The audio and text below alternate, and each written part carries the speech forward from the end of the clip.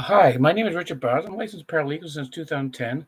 Let's say you're a landlord, and let's say you have a tenant that is not paying their rent as they rightfully should be paying their rent. I can help you with that.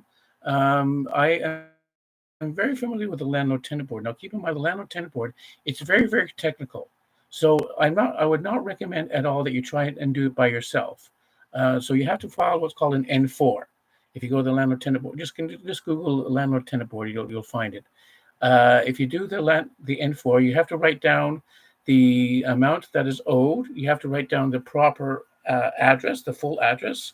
So if it's a basement, you have to say basement. If there's two units in the basement, you have to say which unit is it in the basement, unit one, unit number two.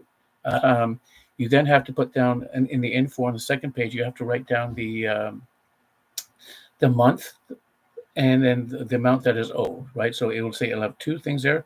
Is that the amount rent charged, rent paid, and they have to subtract the difference there. Okay. Do that for every single month. If you have to do that for multiple months, then you have to put them multiple months in a single entry. Sign it and date it. Serve it upon the tenant. Do up a certificate of service. Make sure you sign the certificate of service. Okay.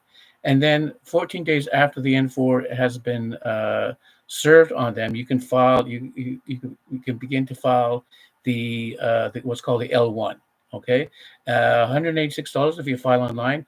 By the way, I can do all this. By the way, for you, if you want me to do all this, I would not recommend you do this for yourself because it can be very technical. For example, if the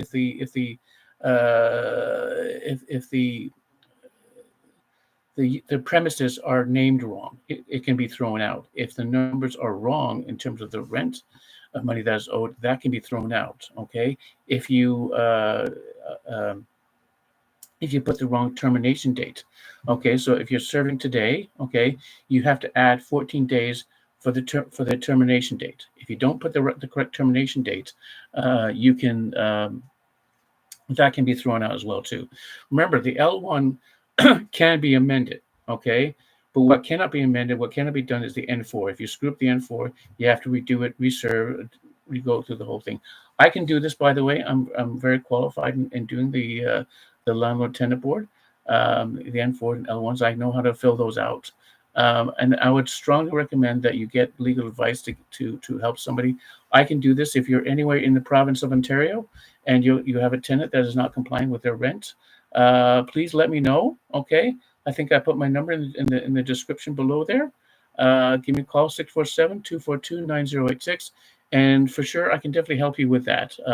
My fees are very, very reasonable. Okay, again, but like I said, the minimum the it's 186 for the disbursement into the court for the to file online. Keep that in mind, and then I'll put that 186 as part of my part of the retainer fee, and I'll include that as well too. So you're looking at basically, I would say probably you're looking at I would say